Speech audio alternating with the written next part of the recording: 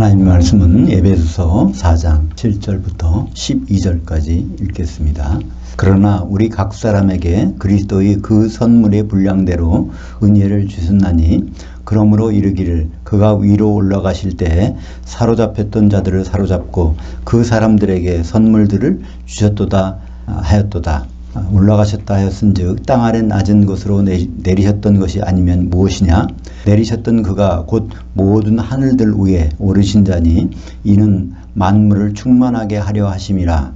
그가 어떤 사람은 사도로, 어떤 사람은 선지자로, 어떤 사람은 복음 전도자로, 어떤 사람은 목사 곧 교사로 삼으셨으니 이는 그 성도들을 온전하게 하여 집사의 일을 하게 함으로써 그리스도의 그 몸을 세우려 하심이라. 오늘 말씀을 가지고 사로잡힌 자들 사로잡고 승천 선물 받아 보내신 분, 이런 제목으로 말씀을 나누겠습니다. 오늘은 대개 모든 교회가 성령 강림 주일로 지키게 됩니다. 오늘은 바로 주님의 승천 선물이 도착한 오순절 날이죠. 주후 30년 주님 십자가에 달리시고 부활하시고 그 40일 동안 사도들과 같이 계시다가 이제 승천하셨습니다. 그리고 사도들에게 내가 보낼 성령을 기다리라. 그런데 열흘 있다가 오늘 오순절날 성령이 내리신 것입니다. 그러니까 이것은 예기치 않게 내린 것이 아니라 주님이 약속하신 것이 보내진 것이죠. 요한복음 16장 7절에 보면 그러나 내가 너희에게 실상을 말하노니 내가 떠나가는 것이 너희에게 유익이라. 내가 떠나가지 아니하면 보혜사가 너희에게로 오시지 아니할 것이요 가면 내가 그를 너희에게로 보내리니. 여기서 너희는 사도들입니다. 사도들에게 말하신 것이거든요. 사도들에게 성령을 보내주시겠다는 것입니다. 이것은 사도들이지만 예수님이 떠나간 다음에 그들이 인간적으로 아무리 열심을 가지고 하더라도 그들이 할 수 있는 것은 아무것도 없다는 것이죠. 그래서 주님은 떠나가시면서 제자들에게 빨리 가서 복음 전하라는 말씀을 대신에 누가복음 24장 49절에 보면 이 예루살렘 성을 절대 떠나지 말고 약속한 것을 기다리라 그랬습니다. 그 약속한 선물이 바로 성령이시죠. 근데 주님은 왜 성령을 사도들에게만 보냈을까요? 이것은 주님이 십자가 지기 전에 겟세마네에서 한 기도를 통해서 그 이유를 알아볼 수 있습니다.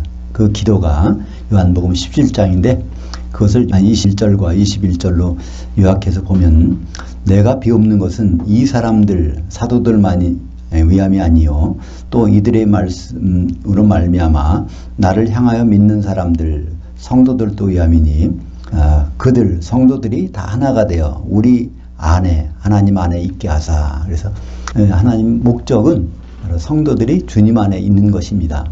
그것은 궁극적으로 요한계시록에 보면 성취가 된 것을 알 수 있죠. 요한계시록 21장 22절에 보면 그 새 예루살렘 성의 안에 들어가 봤더니 거기에는 성전이 없고 대신 전능하신 이와 어린 양이 계시더라. 그리고 그 보좌에서는 생수가 나오더라. 그러니까 하나님과 그 성도들이 하나 같이 있는 그런 모습, 그 목표를 위해서 이렇게 하시겠다는 것입니다. 보통 구약 성경에는 오순절이라는 말이 안 나오죠. 맥추절, 77절 이렇게 나옵니다. 그래서 그건 레위기 23장에 보면 그날에는 다른 절기 제사법하고 특이한 게 있어요. 누룩이 들어간 고운 가루, 다른 때는 누룩이 들어간 거는 제사 제물로 사용할 수 없는데 그날만은 누룩이 들어간 고운 가루를 그러니까 두 개로 떡을 만드는데 그걸 기름에다 반죽해야 된다는 거예요. 그래서 기름에 반죽한 떡을 하나님 앞에서 여호와의 전에서 흔드는 날입니다. 근데 이 구약의 모든 절기는 골로새서 2장 16절과 17절에 보면 그건 그림자라고 그랬어요. 그 실체는 예수 그리스도의 것이니라. 그러니까 예수님께서 하시는 모든 내용들이 절기를 통해서 우리에게 미리 보여주셨다는 것입니다. 그렇다면 떡 두 덩어리가 기름에 뭉쳐서 흔들리는 날이 과연 무엇일까? 그것은 예수님이 6월절에 십자가 지신 때 그 해가 그것이 이루어진 날이라는 것을 알 수 있습니다. 그러니까 오순절날 어떤 일이 일어났죠? 사도행전 2장 1절부터 4절까지 보면 사도들이 예루살렘 성전에 모여 있는데 거기 사도들에게 성령이 임했습니다. 그러니까 성령이 기름이죠. 그것이 사도들이 한 덩어리 된 것을 말씀하고 있습니다. 그들이 다 자기 각자 하고 싶은 대로 하는 것이 아니라 완전히 성령이 감동돼서 그 목소리밖에 낼 수가 없던 것이죠. 그 방언을 통해서. 그리고 그날 저녁에 또 3,000명의 성도들이, 그러니까 사도의 말을 받아들인 성도들이 성령의 기름으로 한 덩어리가 돼서 이제 흔들린 날입니다. 그러니까 떡 두 덩어리가 실제적으로 흔들린 날이죠. 보통 우리는 오순절날 이해가 잘못된 것이 많죠. 대표적인 예로 오순절날 성령이 어떻게 내렸을까? 마가다락방에서 120명의 문도들이 열심히 기도했더니, 열흘 동안 합심해서 기도했더니 드디어 성령이 내렸다. 이렇게 알려져 있잖아요. 근데 그것은 성경에는 없는 말입니다. 저때 예수님이 이제 승천하실 때 사도들이 같이 있었어요. 11사도들이. 누가복음 24장 맨 마지막에 나옵니다. 거기 51절부터 53절까지 나오는데, 그때 예수님 보내놓고 사도들이 기쁜 마음으로 예루살렘 성전에 가서 항상 하나님을 찬송하더라. 그러니까 그게 다예요. 열흘 동안 찬송하는 그 장소가 하나님의 성전입니다. 근데 거기 무슨 마가다락방이 되겠어요? 그러니까 그것은 크게 잘못된 것이죠. 물론 예수님을 승천하는 장면을 보고 그들이 예루살렘 성전에 가기 전에 잠깐 들린 데가 있어요. 사도행전 1장에 보면 거기에 갈릴리 사람들이 모여있는 그 마가다락방에 가서 거기서 마띠아라는 사도를 자기들이 뽑아다가 이제 예루살렘 성전에서 열흘 동안 찬송을 한 것입니다. 기도한 것도 아니에요. 찬송을 한 것이죠. 그러니까 그들은 11사도들은 기대가 컸던 것이죠. 주님이 그렇게 좋은 것을 보내주신다는데, 그러니까 기뻐서 찬송하죠. 우리는 어떻습니까? 그러니까 우리는 그러니까 밋밋하잖아요. 성령 받았냐, 성령 받았다, 성령 오신 날이, 그럼 오늘이 성령 오신 날이다. 그래도 우리는 밋밋한데 사도들은 그렇지 않았던 것 같아요. 열심히 기도하는 것이 아니라 기뻐서 찬송하고 있었는데 그들에게 성령이 임했던 것을 볼 수가 있습니다. 본문 7절에 보니까, 그러니까 이 성령은 왜 사도들에게 주시는가 하는 것은 바로 사도들이 받아서 그것을 우리에게 성도들에게 주기 위해서, 그건 예수님의 계획이었었어요. 예수님은 직접 말씀을 성도들에게 주시지 않아요. 일단 사도들에게 주어서 사도들을 통해서 성도들에게 주시겠다는 것이 요한복음 7장에 나오지 않습니까? 20절에 이들의 말씀으로 말미암아, 그러니까 사도들의 말씀으로 말미암아 나를 향하여 믿게 될 성도들. 그래서 창구를 일어나셨어요. 그러니까 사도들을 통하지 않고서는 말씀을, 성령을 받을 수 없도록 이렇게 일어나시켜 놓은 것이죠. 본문 7절에 보면 은혜의 선물 받은 우리라는 부분이 나옵니다. 7절 볼까요? 그러나 우리 각 사람에게 그리스도의 그 선물의 분량대로 은혜를 주셨나니. 성경에 보면 가끔 우리, 너희 이런 말이 많이 나와요. 근데 그것이 우리라는 말이 가끔은 모든 성도를 가리킬 때도 있고, 또는 이 말씀을 전에는 사도를 가리킬 수 있어요. 사도의 일행을. 여기서는 사도의 일행을 가리킵니다. 지금 이제 성령을 선물로 받은 사도들이 결국 성도들에게 뭘 하겠다는. 그래서 여기서 보면 이제 우리라는 것은 모든 사람이 아니라, 각 사람이 아니라 사도들 각 사람에게 이제 선물을 주셨다는 것이죠. 그 선물이 거기에 원어에는 도레아라고 나옵니다. 근데 8절에도 선물이 나와요. 그 선물들은 도마타. 비슷한 것 같지만 좀 다른 거예요. 도마타라는 것은 선물들이라는 복수를 썼는데, 사도들이 은혜로서 받은 거, 은사를 받은 거죠. 은사를 받은 것을 성도들에게는 하나님이 선물로 주시겠다는 것입니다. 그러니까 그 은혜의 선물 받은 사람, 이 사도 바울은 에베소서 3장 7절에 고백합니다. 오늘 말씀 이 4장인데 에베소서 3장 7절에 보면 이 복음을 가여 그의 능력이 역사하는 대로 내게 주신 하나님의 은혜의 선물을 따라 내가 일꾼이 되었노라. 그러니까 은혜의 선물 받은 사람이 누구예요? 사도죠. 사도들에게 하나님은 이 은혜의 은사를 나눠주셔서 그걸 통해서 성도들에게 부어주도록 이렇게 하신 것입니다. 이것은 마치 수돗물이 있으면 수돗물을 받게 하기 위해서 먼저 수도꼭지가 설치가 돼야 되겠죠. 수도관이 오고 수도꼭지가 설치가 돼야 그걸 트는 사람들에게 마음대로 수돗물을 받아먹지 않습니까? 주님은 사도들을 통해서 그 수도꼭지를 만드신 거예요. 그러니까 그 자리에 가서 수도꼭지만 들면 성도들은 마음껏 마시게, 그런 시스템을 갖춰놓은 것인데, 그것을 선물과 선물, 똑같은 단어를 썼지만 도레아와 도마타라는 것으로 구분해서 주셨습니다. 본문 8절은 그러므로 이르기를 그가 위로 올라가실 때 사로잡혔던 자들을 사로잡으시고 그 사람들에게 선물들을 주셨다 하였도다. 이 말만 보면 이게 무슨 말인지 잘 이해가 안 갑니다. 사로잡았다는 말은 무슨 말이고 사로잡혔던 자는 무슨 말인가. 근데 이것은 시편 68편 18절을 옮겨서 인용한 것입니다. 시편 68편 18절을 제가 그냥 이제 개정으로 읽어볼까요? 주께서 높은 곳으로 오르시며 사로잡은 자들을 취하시고 선물들을 사람들에게서 받으시며 반역자들로부터도 받으시니 여호와 하나님이 그들과 함께 계시기 때문이로다. 이것은 오늘 에베소서 4장 8절하고는 내용이 많이 달라요. 그죠? 에베소서 4장 8절에서는 선물들을 주셨다 했는데 거기서는 선물들을 받으셨다 그랬어요. 이 받았다는 것과 주었다는 것은 완전히 반대 아닙니까? 그러니까 이게 무슨 말인지 알 수가 없어요. 그래서 시편 68편 18절은 성경이 난해 구절 가운데서도 난해 구절, 이것이 과연 무엇인지는 아무도 얘기해 주는 사람이 없어요. 이건 그냥 난해 구절이다 이렇게 말해버립니다. 시편 68편 공동 번역을 볼까요? 당신께서 포로들을 사로잡아 높은 곳에 오르시니 사람들이 조공을 바쳤고 반역자들도 야훼 하나님 계신 곳에 찾아왔사옵나이다. 무슨 말인지 모르겠어요. 이게 어떤 소설을 썼는지 모르겠습니다. 또 표준 세번역을 볼까요? 주님께서는 사로잡은 포로를 거느리시고 높은 곳으로 오르셔서 백성에게 예물을 받으셨으며 주님을 거역한 자들도 주 하나님이 계신 곳에 예물을 가져왔습니다. 이것도 그래서 이건 주보에다 제가 안 옮겨놨어요. 제가 읽기만 하겠습니다. 킹제임스 흥경역은 조금 나아요. 주께서 높은 곳으로 올라가시며 포로로 잡힌 자들을 포로로 이끄시고 사람들을 위하여 선물들을 받으시며 참으로 거역하는 자들을 위해서도 받으셨사오니 이것은 주 하나님께서 그들 가운데 거하려 하심이니라. 킹제임스에서는 그래도 여기서 받으셨다고 나왔어. 받으셨다고. 사람들을 위해서 누군가한테 받았다는 겁니다. 이것이 차이가 있는 것이죠. 바른 성경도 역시 주께서 높은 곳으로 오르시고 사로잡은 자들을 이끄시며 사람들에게 심지어 반역자들에게서 예물을 받으시니 여호와 하나님께서 거기에 사시려는 것이다. 그러니까 사람들에게서 뭘 받았다 그러는데 오늘 에베소서 말씀은 사람들에게 주었다는 거고. 그러니까 전혀 틀린데 킹제임스의 번역, 흥정역에서는 그래도 사람을 위해서 누군가에서 받으셨다 이렇게 번역해 놨습니다. 그러니까 거의 가장 가까운 번역이라고 볼 수가 있어요.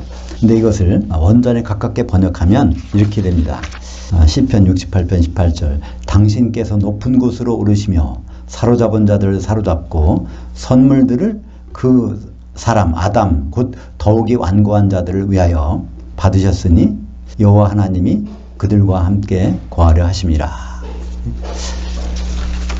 그러니까 흥정역하고 거의 비슷하죠. 근데 거기에 이걸 구체적으로 누구한테 받아서 누구한테 주려고 하는 사실인가 우리는 이제 알 수 있어요. 그러면 예수님이 가셔서 자기가 뭘 만들어서 우리에게 보내주는 게 아니라 아버지한테 받아서 그것을 우리에게 주시는 거죠. 그리고 우리에게 주실 때는 사도들을 통해서 우리에게 주시는 것입니다. 그래서 사도행전 2장 33절에 사도 베드로가 이 말을 잘 해석해 놨어요. 하나님이 오른손으로 예수를 높이시며 그가 약속하신 성령을 누구에게? 아버지께 받아서 너희가 보고 듣는 이것을 우리 사도들에게 부어주셨느니라. 그러니까 이걸 확실히 설명해 주죠. 예수님이 승천하셔서 아버지께 그걸 받아서 그것을 사도들에게 주었고 사도들이 지금 이제 설교를 하면서 성도들에게 딱 부어주는 것입니다. 그래서 3,000명이 그걸 받게 되는 장면이 나오죠. 이런 일련의 절차가 완성되는 것을 볼 수 있습니다. 그러니까 구약 성경은 예수님에 대해서 증거하는 것인데 이게 부분적으로 나오기 때문에 이해를 잘 못하지만 신약 성경에서 그것을 일련의 과정을 연결해서 맞추면 정확한 뜻을 우리는 알게 되는 것입니다. 사로잡힌 자들을 사로잡았다는 얘기를 다시 한번 해보면 사로잡힌 자들은 누구한테 사로잡혔을까? 범죄한 이후에 모든 인간은 마귀에게 사로잡힌 자입니다. 그죠? 근데 예수님 오셔서 그들 중에서 누구 일부를 사로잡으셨어요. 모든 사람을 사로잡으신 게 아니라 일부를 사로잡으셨어. 그게 누굴까요? 사도들입니다. 그러니까 예수님은 3년 반 동안 많은 사람들을 만났지만 그들을 다 하나하나 제자로 세우신 것이 아니에요. 그들을 다 선택하는 것이 아닙니다. 최종적으로 누가 선택됐습니까? 바로 12제자가 선택된 것이죠. 그래서 예수님이 12제자를 선택하신 것은 우연이 아니라 처음부터 계획된 것입니다.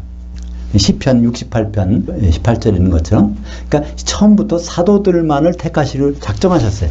그리고 이 사도들을 통해서 이제 성도들에게 복음을 전파할 것을. 그래서 부활하신 주님은 그러니까 가룟 유다가 이제 없어졌으니까 11사도를 데리고 그들과 40일 동안 하나님 나라에 대해서 가르쳐 주시고 그들에게 약속하셨습니다. 여기에 하나가 빠졌을까요? 사도 바울 자신은 모를지 몰라도 예수님이 미리 선택된 사도예요. 그러니까 사도 바울의 서신을 항상 읽어보면 거기에 예수 그리스도의 사도된 바울은, 그래서 그것은 바로 예수님이 선택됐기 때문에 12사도가 되는 것입니다. 그래서 12사도들을 사로잡은 거예요. 그 사로잡은 사람들에게 은사를 선물 주셔서 그 선물을 받은 사람들이 통해서 사람들에게 이제 선물들, 도마타라는 선물들을 주시려고 하시는 것입니다. 그래서 사로잡은 사람들을 사로잡고 사도들을 말씀하는 것이죠. 사도행전 2장 38절에 보면 베드로가 설교를 하면서 이것을 말씀을 받아들이는 사람에게 너희가 회개하면 받아들이면은 이제 성령의 선물을 주시리니, 그러니까 성령이라는 선물을 너에게 주시게 돼 있다는 거예요. 이건 뭐죠? 사도들이 이미 받아갖고 있어요. 그거를 이제 성령의 선물을 너희들에게 부어주겠다. 그래서 그 말씀을 받은 사람들은 세례를 받음에, 그게 이제 성령 세례를 받음에 그런 뜻이죠. 그 사람의 수가 3,000이나 되더라. 이렇게 그 말씀이 나오는 것을 볼 수가 있습니다. 사도행전 1장 5절에 보면 요한은 물로 세례를 베풀었으나 너희는 몇 날이 못되어 성령으로 세례를 받으리라. 그것도 너희는 누구이겠습니까? 사도들입니다. 일반 사람이 아니라 사도들에게 성령을 내려주신 것을 볼 수 있습니다. 그러니까 예수님의 승천 목적은 무엇일까요? 그것은 사도들의 성령 충만이 아닙니다. 그죠? 성도들의 성령 충만이에요. 그죠? 성도들의 성령 충만하게 기름으로 충만해서 그들을 한 몸 되게 하면 예수님이 결국에 와서 결혼하러 오시겠다는 것입니다. 오늘 9절 10절에 보니까 올라가셨다 했은즉 땅 아래 낮은 곳으로 내리셨던 것이 아니면 무엇이냐. 내리셨던 그가 곧 모든 하늘들 위에 오르신 자니 이는 만물을 충만하게 하려 하심이라. 그러면 여기서 만물이란 단어와 충만이란 단어를 생각해 보면 이 구절이 무슨 뜻인지를 알 수 있습니다. 오늘 말씀이 있기 전에 만물에 대해서 많이 나오는데 에베소서 1장 23절을 보죠. 교회는 그의 몸이니 만물 안에서 만물을 충만케 하시는 이의 충만함이니라. 여기 이제 만물이 에베소서에 처음 이렇게 나와요. 그 만물이 에베소서 4장에서 만물인 것입니다. 그 만물은 무엇일까요? 교회에 대해서 얘기하는 것입니다. 교회에서 거기 모든 사람들을 우리말 번역으로 만물이라 하는 것이죠. 그럼 에베소 교회의 모든 사람들은 누구죠? 에베소서 서두에 보면 에베소에 있는 거룩한 성도들에게 편지를 보낸다고 되어 있습니다. 그러니까 교회에 있는 모든 성도들을 가리키는 것이죠. 그들에게 충만케 하겠다는 거예요. 그럼 뭘로 채워주시겠다는 것입니까? 그럼 에베소서 5장 18절을 볼까요? 술 취하지 말라 이는 방탕한 것이니 오직 성령으로 충만함을 받으라. 결국 모든 성도들을 성령의 기름으로 충만하게 하는 것이 주님의 뜻이었습니다. 그래서 사도들에게 성령 충만을 주시고 그들을 통해서 성도들에게 성령 충만함을 주시는 것이 예수님의 뜻인 것이죠. 먼저는 사도들에게, 다음은 사도를 통하여 성도들에게 선물을 보내주신 것입니다. 그러니까 택배 개념으로 보면 택배는 보내는 사람이 있어야 되잖아요. 받는 사람도 있어야 돼. 그러면 무슨 택배 회사를 통해서 전달되느냐? 그 시스템이 있어야 됩니다. 그럼 어딘가가 잘못되면 받지를 못해요. 그죠? 근데 이 성령의 선물의 발송지는 바로 셋째 하늘이죠? 하늘들 위에 올라가서 보내졌으니까 그건 발송자는 주님이실 것입니다. 그 다음에 그건 누구에게를 통해서? 사도들을 통해서. 그런데 최종적으로 받는 수신자는 누구죠? 성도들. 만약에 그 선물이 도착됐다면 진짜 그 주님의 선물이라면 많이 달라져야 되잖아요. 우리가 뭐 다른 사람도 아니고 주님께 그런 귀한 선물을 받았는데 이 세상에 없는 선물 받았는데 받아도 좋고 안 받아도 좋고 이게 맞는지 갔는지 그렇게 모른다면 이건 사고가 난 것입니다. 택배 회사에서 잘못됐든지 받는 사람 수치를 못했든지 그런 상황이 아니겠습니까? 우리가 보면 사실 예수님의 승천 선물을 받은 날인데 이렇게 잘 생각해 보면 별로 뭐 선물 받아서 달라진 게 없는 것 같아요. 이게 바로 이제 마지막 때의 교회의 현실이 아니겠습니까? 본문 11절은 헬라의 문법에 의하면 이게 좀 다릅니다. 그러니까 본문 에베소 4장 11절에 어떤 사람은 사도로, 어떤 사람은 선지자로, 어떤 사람은 복음 전도자로, 어떤 사람은 목사로, 어떤 사람은 교사로 삼으셨으니, 번역은 이렇게 되어 있지만 이 번역을 제대로 해보면 앞에 있는 네 개는요 정관사가 있어요. 그리고 뒤에 있는 교사는 그게 없단 말입니다. 그러면 그 교사라는 뜻은 그 앞에 있는 것을 다 수식해 주는 건데, 바로 사도, 선지자, 복음 전도자, 목사는 교사로 주셨다는 거예요. 누구에게? 성도들에게. 그럼 이 교사라는 말은요 자기 지식 가지고 가르쳐 준다는 의미가 아니고, 헬라어의 교사라는 뜻은 디다스칼로스라고 해서 다오의 사역형을 명사로 만든 것입니다. 다오는 배우다는 거예요. 그러니까 배울 마음이 들게 하는 사람이, 그게 교사의 뜻입니다. 성경에서 말하는 교사는 배울 마음이 들게 하는 자. 하나님 말씀을 아는 것이, 알고 싶은 것이 정말 꿀송이처럼 달다. 그런 강사가 있다면, 그런 강사가 인터넷에, 유튜브에 뭘 개설한다면 그걸 몰리잖아요. 몇만 명씩 그냥 조회수가 올라가는데, 그것처럼 그게 진짜 성경도 그래야 되는 것 같아요. 근데 그런 사람들이 많지 않죠. 그래서 여기 에베소서 4장 11절의 내용은 사도, 선지자, 복음 전도자, 목사, 교사라는 뜻입니다. 근데 교사는 그 다음 사람을 위해 있다는 거예요. 성도들을 위해서. 그것이 12절에 보면 이는 그 네 가지 선물을 하나님께 준비해서 주신 이유는 바로 성도들에게 이런 일을 하도록 주셨다는 것입니다. 근데 네 가지가 어떤 관계가 있을까요? 사도, 선지자, 복음 전도자, 목사. 사실은 이게 하나입니다. 사도 바울은 이 네 가지를 다 했어요. 그죠? 사도 바울이 마지막 기록한 디모데 후서 1장 11절에 보면 자기가 누구인지를 소개합니다.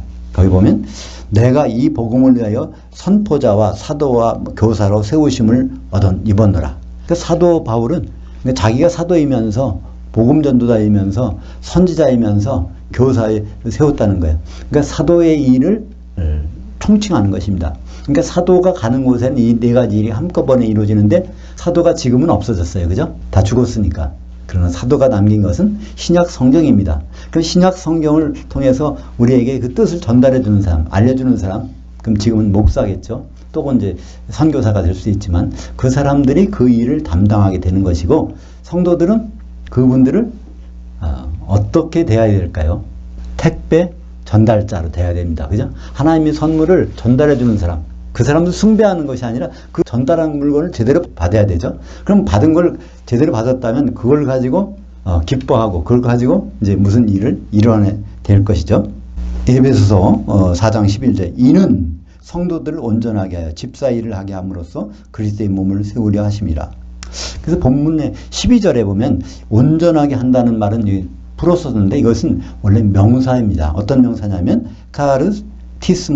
카타르티스모스라는 단어예요.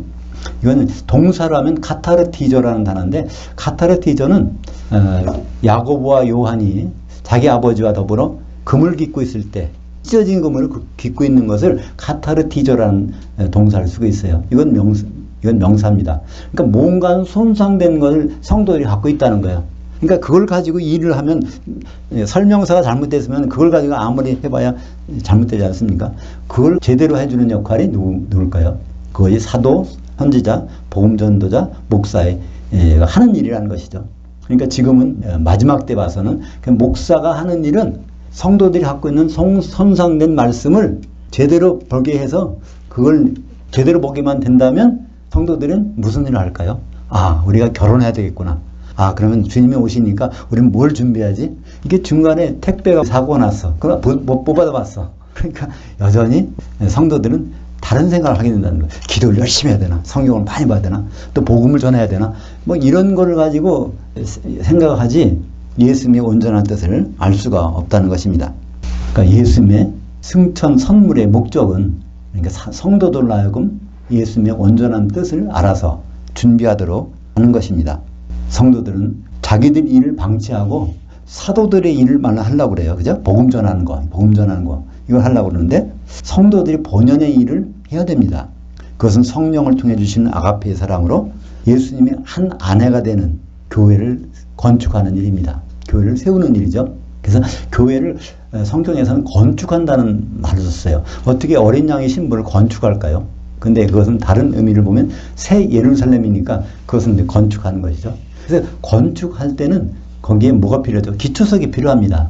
근데 사도들의 기초석 위에 성도들이 세워져야 되는 건데 우리는 그 사도들의 일 그걸 자꾸만 하려고 그러니까 이 건물은 안 올라가고 그거를 보시는 예수님은 참 안타깝게 여기시겠죠. 에베소서 5장 30절과 32절에 우리는 그의 몸의 지체들이라. 그래서 지체가 한 몸을 이루어야 된다는 것입니다. 그 다음에 보면 그러므로 남자가 부모를 떠나 그의 아내와 합해서 둘이 한 몸이 될지니 이 비밀이 크도다. 나는 그리스도와 교회에 대해서 말하노라. 그래서 이 에베소서 전체의 문장은 결국은 예수님이 신랑이신데 한 신부가 마련돼야 되겠다. 그래서 이 신부가 마련되기 위해서는 사도들이 중매쟁이로 가서 성도들을 온전히 결혼 준비를 시켜야 되겠다. 이 의미가 에베소서 전체의 얘기고 성경 전체의 의미인 것입니다. 예수님이 그걸 위해서 승천해가지고 선물을 주셨는데 아직도 교회는 또 성도들은 자기가 무엇이 돼야 되는지를 생각지도 못하고 준비도 않고 있다면은 그 마지막은 어떻게 될까요? 그것은 목사의 책임이기도 하고 또 성도들의 책임이기도 합니다. 그죠? 둘 다 책임이에요. 지금 오늘날의 목사님들은 그 부분을 결혼 얘기를 안 하셔. 성도들은 결혼에 대한 꿈도 없어. 그 두 가지가 선물 안 받겠다는 거예요. 그죠? 그러니까 거기에 참 큰 문제가 있을 것입니다. 앞으로 근데 이 일은 점점 커진다는 거예요. 하나님 말씀을 받긴 받는데 그것이 하나님 뜻을 찾는 것은 너무 어렵다는 것입니다. 그 시간이 지나면 주님이 올 때가 되면 더욱더 그렇다는 거예요. 아모스서 8장 11절을 볼까요? 주 여호와의 말씀이라 보라 날이 이르리라 내가 기근을 땅에 보내리니 땅 양식이 없어 주림이 아니요 물이 없어 가람이 아니요 여호와의 말씀을 듣지 못한 기갈이라. 그러니까 여호와의 말씀은 이제 주어졌어요. 2000년 전부터. 근데 지금 우리는 그 말씀이 없어져 버렸어. 왜 그럴까요? 그것이 신약 성경은 고대 헬라어로 기록되었습니다. 근데 그러다가 고대 헬라어를 쓰는 민족이 없어졌어요. 물론 그리스도 있지만 그리스는 현대 헬라어지 성경을 기록한 헬라어가는 다릅니다. 그러니까 그 언어가 이제 각 나라 말로 번역되어 있는데 이 번역된 성경이 전부가 하나님 의도와는 완전히 다른 것으로 번역되어 있기 때문에 하나님이 무슨 말씀을 하시는지 하나님은 언제 오시는지 무엇을 우리에게 요구하시는지 그런 것을 알 수 없도록 되어 있습니다. 그게 누가 배후에서 그런 역할을 했을까요? 우리는 짐작할 수 있습니다. 그죠? 분명히 예수님이 오시는 것을 가장 싫어하는 것 사탄 마귀의 일이니까 그가 그렇게 바꿔놨을 것입니다. 이럴 때일수록 우리가 선물이 무슨 선물인지 그 선물이 무슨 내용인지 그걸 잘 알기 위해서 다시 정신 차려야 될 것입니다. 그죠? 목사님들은 그거를 제 원래의 뜻으로 발견해야 되고 성도인들은 그 뜻에 맞춰서 일을 해야 되고 그것을 오늘 성령 강림 주일 앞으로 10년이 지나면 무슨 일이 벌어질까요? 성령 강림 2000주년 그 행사가 있을 거예요. 그죠? 10년. 그러니까 예수님이 주 30년에 십자가에 달리시고 주 30년에 부활하시고 주 30년 오순절날 성령을 보내주셨어요. 그럼 2030년은 바로 2000년이 되는 해입니다. 그때까지도 우리가 여전히 선물의 내용을 모르고 있다면 참 예수님에 대해서 너무나 무심한 것이 아닙니까? 우리는 결혼 생각을 가끔 하지만 예수님은 그 결혼 생각을 끊임없이 하실 것입니다. 그것은 창세전부터 계획된 일이고 주님이 그것을 위해서 초림하셨고 재림도 그걸 위해서 재림하실 테니까 말이죠. 다시 한번 1년에 한 번 맞는 성령 감주일이지만 주님이 무슨 선물을 보냈는지 그 선물을 받은 감격이 우리에게 있는지를 생각해 봐야 될 것입니다. 기도하겠습니다. 하나님 아버지 감사합니다. 거의 2000년 전에 1990년 전에 승천 선물을 우리에게 보내주셨는데 그 선물들이 어떤 내용인지도 가물가물하게 되었습니다. 우리가 주님이 마음을 헤아려서 그 선물을 다시 찾고 그것으로 우리가 준비하고 충만한 그런 성도들이 될 수 있도록 우리를 인도하여 주시옵소서. 예수님의 이름으로 기도합니다. 아멘.